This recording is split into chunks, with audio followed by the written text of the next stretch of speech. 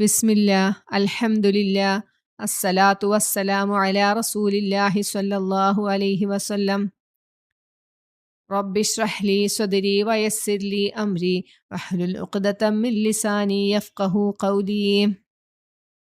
അസ്സലാമു അലൈക്കും വറഹ്മത്തുള്ളാഹി വബറകാതുഹു.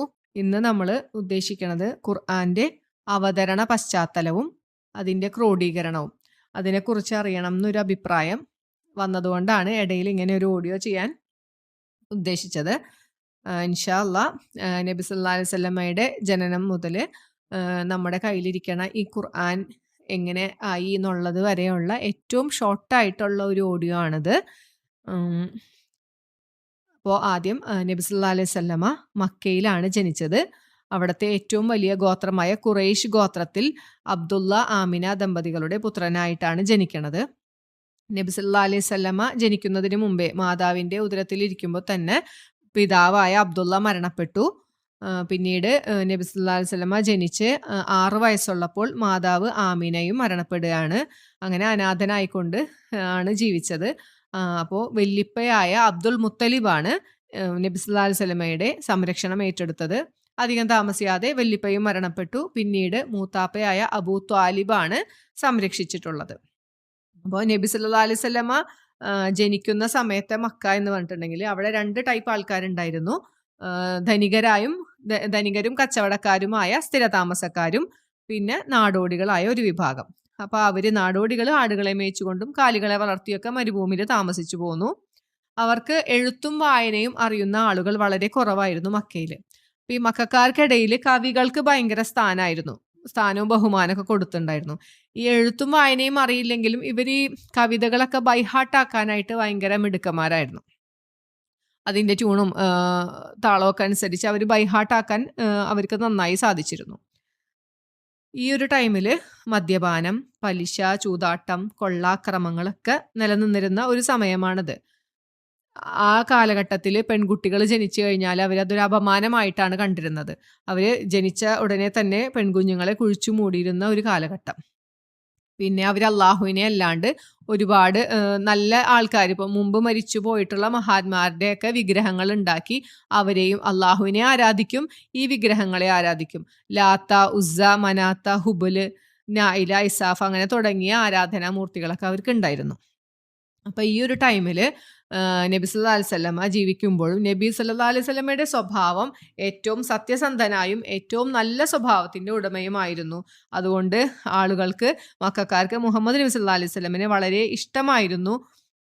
നബി നല്ല അച്ചടക്കമുള്ളതും വിശ്വസ്തനുമായിരുന്നു, അനുസരണാശീലമുണ്ടായിരുന്നു. അതുകൊണ്ട് തന്നെ നബി സല്ലല്ലാഹു അലൈഹി വസല്ലമേനെ അൽ അമീൻ എന്നാണ്, വിശ്വസ്തൻ എന്നർത്ഥം വരുന്ന അൽ അമീൻ എന്ന പേരായിരുന്നു നാട്ടുകാർ വിളിച്ചിരുന്നത്. പിന്നീട് നബി സല്ലല്ലാഹു അലൈഹി വസല്ലമ 25 വയസ്സായപ്പോൾ വിവാഹം കഴിച്ചു. 40 വയസ്സുള്ള ഖദീജ റളിയല്ലാഹു അൻഹ ധനികയായിരുന്നു, മക്കയിലെ കച്ചവടക്കാരിയായിരുന്നു, ഖുറൈശിയായിരുന്ന ഖദീജ റളിയല്ലാഹു അൻഹു. അങ്ങനെ കല്യാണം കഴിഞ്ഞു. ഒരു നബി സല്ലല്ലാഹു അലൈഹി വസല്ലമയ്ക്ക് ഒരു 40 വയസ്സൊക്കെ ആയ സമയത്ത് നബി സല്ലല്ലാഹു അലൈഹി വസല്ലമ ഒരുപാട് സ്വപ്നങ്ങൾ കാണാൻ തുടങ്ങി. അപ്പോൾ ആ സ്വപ്നങ്ങളെല്ലാം, ഈ രാത്രി കാണുന്ന സ്വപ്നങ്ങളെല്ലാം പകൽ സമയത്ത് സത്യമായി ഭവിച്ചു. അപ്പോൾ നബി ചിന്തിക്കാൻ തുടങ്ങി, എന്തുകൊണ്ടാണ് ഇങ്ങനെ ഈ സ്വപ്നങ്ങൾ കാണാൻ തുടങ്ങിയത് എന്നൊക്കെ ചിന്തിച്ചു തുടങ്ങി. ഒരു 6 മാസക്കാലം ഇങ്ങനെ തുടർച്ചയായി സ്വപ്നങ്ങൾ കാണും. ആ സ്വപ്നങ്ങൾ പകൽ സമയത്ത് അത് സത്യമായി നടക്കുകയും ചെയ്യും.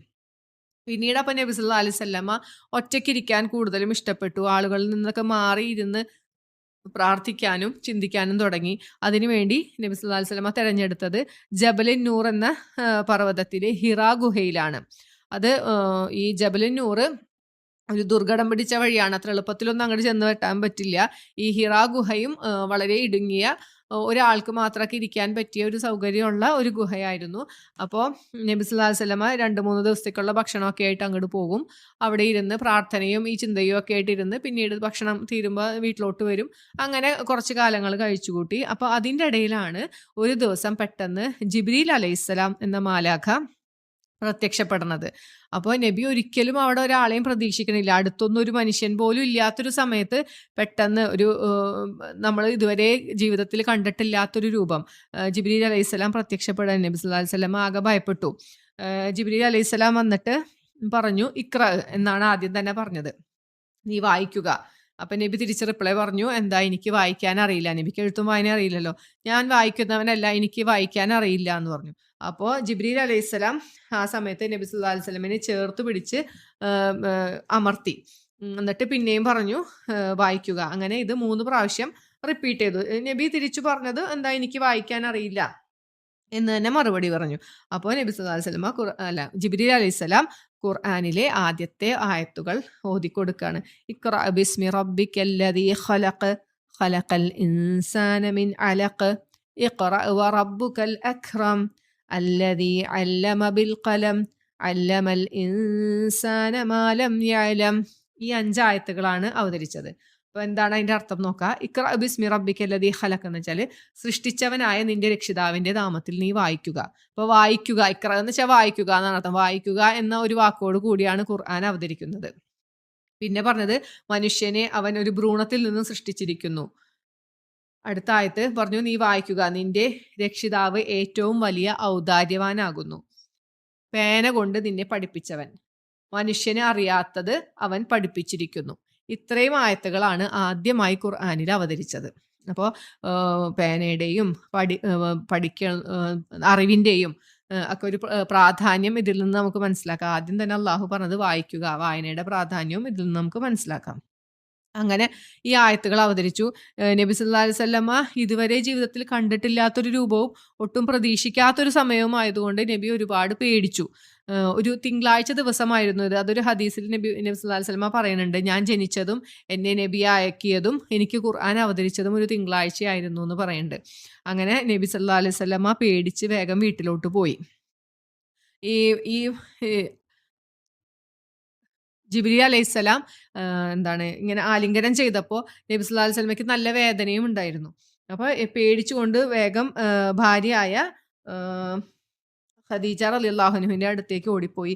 എന്നെ പുതച്ചു തരൂ എന്ന് പറഞ്ഞിട്ടാണ് നബി ചെല്ലണത്. അങ്ങനെ ഭാര്യ പുതപ്പിട്ട് മൂടിക്കൊടുത്തു. കുറച്ച് കഴിഞ്ഞ് കാര്യങ്ങളൊക്കെ ചോദിച്ചറിഞ്ഞു. അപ്പോൾ ഖദീജ റളിയല്ലാഹു അൻഹു നബി സല്ലല്ലാഹു അലൈഹി വസല്ലമയെ ആശ്വസിപ്പിക്കുകയാണ്, താങ്കൾ കുടുംബ ബന്ധം ചേർക്കുന്നവനാണ്, അതിഥികളെ സൽക്കരിക്കുന്നവനാണ്, പാവങ്ങളെ സഹായിക്കുന്നവനാണ്. ഈ 3 ക്വാളിറ്റീസ് പറഞ്ഞു. അതുകൊണ്ട് അള്ളാഹു ഒരിക്കലും താങ്കളെ അപമാനിക്കുകയില്ല. അപ്പോൾ ഈ ഒരു കാര്യങ്ങളൊക്കെ നമ്മളും ജീവിതത്തിൽ പാലിക്കേണ്ട ഏറ്റവും പ്രധാനപ്പെട്ട കാര്യമാണ്. കുടുംബ ബന്ധം ചേർക്കലും പാവപ്പെട്ടവരെ സഹായിക്കലും അതിഥികളെ സൽക്കരിക്കലും ഒക്കെ. അങ്ങനെ സമാധാനിപ്പിച്ചു. അത് കഴിഞ്ഞ് അവർ കുറച്ച് ആശ്വാസമൊക്കെ ആയപ്പോൾ രണ്ടുപേരും കൂടി ഖദീജ റളിയല്ലാഹു അൻഹയുടെ ബന്ധുവായ വർഖത്ത് ഇബ്നു നൗഫൽ എന്ന ആളുടെ അടുത്തേക്ക് പോയി. അദ്ദേഹം അന്ന് ജീവിച്ചിരുന്ന ഹനീഫുകളിൽ പെട്ട ഒരാളായിരുന്നു. ഹനീഫ് എന്ന് വെച്ചിട്ടുണ്ടെങ്കിൽ ഇബ്രാഹിം നബി അലൈഹി സ്വലാമയുടെ പാത പിന്തുടർന്ന് ജീവിക്കുന്ന ആൾ, അതായത് ഏകദൈവ വിശ്വാസം അനുസരിച്ച് ജീവിക്കുന്ന ആൾ. ഒരു ദൈവമുള്ളൂ എന്ന് വിശ്വസിച്ച് ജീവിക്കുന്ന വളരെ കുറച്ച് ആളുകൾ ഉണ്ടായിരുന്നുള്ളൂ. അവരാണ് ഹനീഫുകൾ എന്നറിയപ്പെട്ടിരുന്നത്. അപ്പോൾ അതിൽ ഉള്ള ഒരാളായിരുന്നു വർഖത്ത് ഇബ്നു നൗഫൽ. അദ്ദേഹത്തിന് എഴുത്തും വായനയൊക്കെ അറിയാം. അതുകൊണ്ട് തന്നെ അന്നത്തെ കാലത്തുണ്ടായിരുന്ന ജൂത ക്രൈസ്തവ വേദഗ്രന്ഥങ്ങളിൽ അദ്ദേഹത്തിന് അഗാധമായ പാണ്ഡിത്യം ഉണ്ടായിരുന്നു. പിന്നെ ഹിബ്രു ഭാഷയിലായിരുന്നു അന്ന് ബൈബിൾ ഉണ്ടായിരുന്നത്. അപ്പോൾ ഇദ്ദേഹത്തിന് ഹിബ്രു ഭാഷ അറിയാം, പഠിച്ചിട്ടുള്ള ആളാണ്. അതുകൊണ്ട് ഹിബ്രു ബൈബിളിൽ പറഞ്ഞിട്ടുള്ള കാര്യങ്ങളൊക്കെ അദ്ദേഹത്തിന് നന്നായിട്ട് അറിയാം. അപ്പോൾ അതിൽ ഹിബ്രു ഭാഷയിലുള്ള ബൈബിളിൽ പറയുന്നുണ്ട് വരാനിരിക്കുന്ന ഒരു പ്രവാചകനെ കുറിച്ചും മുമ്പുള്ള പ്രവാചകന്മാർക്ക് എങ്ങനെ ആണ് ഈ വേദഗ്രന്ഥം ലഭിച്ചതെന്നും ഈ വഹി എങ്ങനെ നൽകപ്പെട്ടു എന്നും അവരുടെ ചരിത്രങ്ങളെല്ലാം ഈ ഹിബ്രു ബൈബിളിൽ നിന്നും അദ്ദേഹം മനസ്സിലാക്കിയിരുന്നു. അപ്പോൾ നബി സല്ലല്ലാഹു അലൈഹി വസല്ലമയ്ക്ക് സംഭവിച്ച ഈ കാര്യങ്ങൾ വിശദീകരിച്ചപ്പോൾ അദ്ദേഹം പറഞ്ഞു, താങ്കൾ ഒരു പ്രവാചകനാണ്, താങ്കളെ ഈ നാട്ടുകാർ ഈ നാട്ടിൽ നിന്ന് പുറത്താക്കും. അപ്പോൾ ഞാൻ ആ സമയത്ത് ജീവിച്ചിരിപ്പുണ്ടെങ്കിൽ എന്തായാലും ഞാൻ താങ്കളെ സഹായിക്കും എന്ന് പറഞ്ഞു. നബി സല്ലല്ലാഹു അലൈഹി വസല്ലമ വളരെ അത്ഭുതത്തോടു കൂടി തിരിച്ചൊരു ചോദ്യം ചോദിക്കുകയാണ്, എൻ്റെ നാട്ടുകാർ, എന്നെ ഇത്രയും ഇഷ്ടപ്പെടുന്ന എൻ്റെ നാട്ടുകാർ എന്നെ ഈ നാട്ടിൽ നിന്നും ഓടിക്കുമെന്നാണോ താങ്കൾ പറയുന്നത്? അപ്പോൾ ഏതൊരു പ്രവാചകനും ഏത് നാട്ടിൽ പ്രബോധനത്തിന് ചെല്ലുമ്പോഴും ആരും 2 കൈയും നീട്ടി സ്വീകരിച്ചിട്ടില്ല. എല്ലാവർക്കും വളരെ മോശമായ അനുഭവങ്ങളാണ് ഉണ്ടായിരുന്നത്. നബി സല്ലല്ലാഹു അലൈഹി വസല്ലമയുടെ അവസ്ഥയും അതുതന്നെയായിരുന്നു. ഒട്ടും മോശമായിരുന്നില്ല. മർദ്ദനങ്ങളും പരിഹാസവും ഒക്കെ ആയിരുന്നു മക്കയിൽ നിന്ന് കിട്ടിയത്. അങ്ങനെ പല ഘട്ടങ്ങളിലായി പല പല സന്ദർഭങ്ങളിലായിട്ടാണ് നബി സല്ലല്ലാഹു അലൈഹി വസല്ലമയ്ക്ക് വഹി വന്നുകൊണ്ടിരുന്നത്. ഓരോ സന്ദർഭത്തിനനുസരിച്ച് അള്ളാഹു ഓരോ ആയത്തുകളും ഓരോ ഒരുമിച്ചൊരു സൂറത്തായിട്ടല്ല, പല പല ആയത്തുകളായി ഓരോ സംഭവത്തിനനുസരിച്ച് അള്ളാഹു ഇത് അവതരിപ്പിച്ചു കൊടുക്കുകയാണ് ചെയ്തത്. അപ്പോൾ നബി സല്ലല്ലാഹു അലൈഹി വസല്ലമ ഇത് മനഃപ്പാഠമാക്കും. ജിബ്രീൽ അലൈഹിസ്സലാം ഓതിക്കൊടുക്കും. അത് മനഃപ്പാഠമാക്കിയതിനു ശേഷം കൂടെയുള്ള സ്വഹാബികൾക്ക് വന്നിട്ട് ഇത് കേൾപ്പിച്ചു കൊടുക്കും, അവരെ പഠിപ്പിക്കും. അപ്പോൾ അവർ എഴുതാൻ അറിയുന്നവരത് എഴുതി സൂക്ഷിക്കും, അല്ലാത്തവർ ഇത് മനഃപ്പാഠമാക്കി വെക്കും. അങ്ങനെയാണ് ഒരു 23 വർഷം കൊണ്ട് വ്യത്യസ്ത സന്ദർഭങ്ങളിലായിട്ട് ഖുർആൻ മൊത്തമായി അവതരിക്കുന്നത്. അപ്പോൾ എന്തുകൊണ്ട് ഖുർആൻ ഒന്നിച്ച് അവതരിച്ചില്ല എന്നൊരു ചോദ്യം പലരും ചോദിക്കാറുണ്ട്. അപ്പോൾ അതിന് പറയണ ഒരു മറുപടി എന്ന് വെച്ചാൽ, നബി സല്ലല്ലാഹു അലൈഹി വസല്ലമയ്ക്ക് ഇതൊരു ഭയങ്കര ആശ്വാസമായിരുന്നു. കാരണം ഒരുപാട് പീഡനങ്ങളും ശത്രുഭാഗത്തുനിന്ന് ഒരുപാട് ബുദ്ധിമുട്ടുകളൊക്കെ നേരിട്ട സമയത്ത് ആ സന്ദർഭത്തിനനുസരിച്ച് അള്ളാഹു എന്ത് ചെയ്യണം, ഇവരോട് എന്ത് മറുപടി പറയണം എന്നുള്ളതൊക്കെ ആയത്തുകളായിട്ട് അവതരിപ്പിച്ചിട്ടുണ്ട്. അപ്പം നബിക്ക് ഈ ഒരു 23 വർഷത്തെ പ്രബോധന കാലഘട്ടത്തിന് വളരെ ഒരു ആശ്വാസമായിരുന്നു ഇങ്ങനെ പല പല ഘട്ടങ്ങളിലായി ഇത് അവതരിച്ചത്. പിന്നെ നബി സല്ലല്ലാഹു അലൈഹി വസല്ലമയ്ക്ക് ഇത് മനഃപ്പാഠമാക്കാൻ ഇത് ഭയങ്കര ഒരു അവസരം കൊടുത്തു. ഒന്നിച്ച് അവതരിച്ചിരുന്നെങ്കിൽ ഇത് മൊത്തമായിട്ട് മനഃപ്പാഠമാക്കാൻ കുറച്ച് ബുദ്ധിമുട്ടുണ്ടായാന്. അപ്പോൾ ഇത് ഓരോ സന്ദർഭം അനുസരിച്ചാവുമ്പോൾ സ്വഹാബികളും നബി സല്ലല്ലാഹു അലൈഹി വസല്ലമയും ഈ വഹീൻ്റെ കൂടെ തന്നെ പഠിച്ച് മനഃപ്പാഠമാക്കി പോയിരുന്നു. അങ്ങനെ പടിപടിയായിട്ടാണ് ഈ മക്കക്കാരെ സംസ്കരിച്ചു കൊണ്ടുവന്നത്. കാരണം അവരുടെ അന്ന് നിലനിന്നിരുന്ന ദുരാചാരങ്ങൾ അത്രയും ഒരുപാടായിരുന്നു. അപ്പോൾ അതിൽ ആയിഷ റളിയല്ലാഹു അൻഹ പറയുന്നുണ്ട്, ഈ സമൂഹത്തിനോട് പെട്ടെന്ന് ഒരു ദിവസം ചെന്നിട്ട് മദ്യപിക്കരുത്, വ്യഭിചരിക്കരുത് എന്നൊക്കെ പറഞ്ഞാൽ ഒരിക്കലും അവിടെ നടക്കണ കാര്യമല്ല അത്. അപ്പോൾ ആദ്യം തന്നെ അവതരിച്ചത് നിങ്ങൾ നമസ്കരിക്കുമ്പോൾ മദ്യപിച്ചുകൊണ്ട് നമസ്കരിക്കരുത് എന്ന് പറഞ്ഞിട്ടാണ് ആദ്യത്തെ ആയത്ത് ഇറങ്ങണത്. പിന്നീട് പടിപടിയായിട്ടാണ് മദ്യപാനം പൂർണ്ണമായി നിരോധിച്ചത്. അതുപോലെയാണ് അന്നത്തെ എല്ലാ ആചാരങ്ങളും അള്ളാഹു സ്റ്റെപ്പ് ബൈ സ്റ്റെപ്പായിട്ട് നിരോധിച്ച് അവരെ നല്ല രീതിയിൽ സംസ്കരിച്ച് കൊണ്ടുവരികയാണ് ചെയ്തത്. അപ്പോൾ ആദ്യം തന്നെ നബി സല്ലല്ലാഹു അലൈഹി വസല്ലമയ്ക്ക് ഇറങ്ങിയ ആയത്തുകൾ അള്ളാഹു ആരാണെന്നും അള്ളാഹുവിനെ കുറിച്ചും പരലോകമുണ്ട്, പരലോകത്തിനെ കുറിച്ചൊക്കെയാണ് പഠിപ്പിച്ചത്. അത് പഠിപ്പിച്ചതിന് ശേഷമാണ് ഈ നിയമങ്ങളൊക്കെ ഇറങ്ങിയത്. മദ്യപാനവും ബാക്കി എല്ലാ ദുരാചാരങ്ങളുമൊക്കെ നിർത്തലാക്കിക്കൊണ്ടുള്ള ആയത്തുകളൊക്കെ ഇറങ്ങണത് അങ്ങനെയാണ്.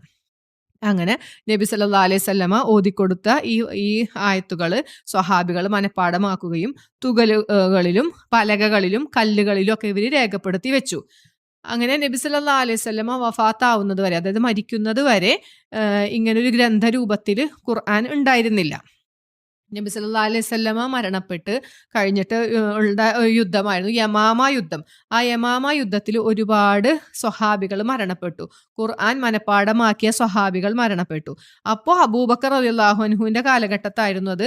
ഉമർ റളിയല്ലാഹു അൻഹു വന്നിട്ട് അബൂബക്കർ റളിയല്ലാഹു അൻഹുവിനോട് ഇങ്ങനെ ഒരു അഭിപ്രായം പറഞ്ഞു, ഇത്രയും സ്വഹാബികൾ മരണപ്പെട്ടു, നമുക്കിതൊരു ഗ്രന്ഥരൂപത്തിലേക്ക് ആക്കണം എന്ന് ഉള്ളൊരു അഭിപ്രായം ആദ്യം പറഞ്ഞത് ഉമർ റളിയല്ലാഹു അൻഹു ആണ്. അങ്ങനെ അബൂബക്കർ റളിയല്ലാഹു അൻഹുവിൻ്റെ കാലഘട്ടത്തിൽ ആണ് ഒരു ഗ്രന്ഥരൂപത്തിൽ ഇത് തയ്യാറാക്കിയത്. അപ്പോൾ അന്ന് മനഃപ്പാഠമുള്ള എല്ലാ സ്വഹാബികളെയും വിളിച്ചുകൂട്ടി എല്ലാവരുടെയും ഉള്ള എഴുത്തുപ്രതികളും ഒരുമിച്ച് കൂട്ടി ഈ എഴുത്തുപ്രതികളും മനഃപ്പാഠമാക്കിയ സ്വഹാബികളെ കൊണ്ട് ഓദിച്ചുകൊണ്ട് രണ്ടും കൂടി കമ്പയർ ചെയ്ത് അവർ ഏതൊക്കെ സൂറത്ത് ഇത് അവതരിക്കുമ്പോൾ തന്നെ അള്ളാഹു നമുക്ക് വഹിയിലൂടെ പറഞ്ഞു തന്നിട്ടുണ്ട്, ഇന്ന ആയത്ത് ഇന്ന സൂറത്തിലെ ഇത്രാമത്തെ ആയത്താണെന്ന് അത് അള്ളാഹു തന്നെ നബി സല്ലല്ലാഹു അലൈഹി വസല്ലമയ്ക്ക് വഹിയിലൂടെ പറഞ്ഞു കൊടുത്തിട്ടുണ്ട്. അപ്പോൾ ഇവർ രേഖപ്പെടുത്തി വെച്ചിരിക്കുന്നതും അങ്ങനെ തന്നെയായിരുന്നു. അപ്പോൾ അതനുസരിച്ച് റസൂൽ സല്ലല്ലാഹു അലൈഹി വസല്ലമ മരണപ്പെട്ട് 27 മാസത്തിനുള്ളിലാണ് ഇതൊരു ഗ്രന്ഥരൂപത്തിലാക്കിയത്. അബൂബക്കർ റളിയല്ലാഹു അൻഹുവിന് ശേഷം ആ ഗ്രന്ഥം ആ എഴുത്തുപ്രതി ഉമർ റളിയല്ലാഹു അൻഹുവിന് കൈമാറി. പിന്നീട് അത് ഉസ്മാൻ റളിയല്ലാഹു അൻഹുവിന് കൈമാറി.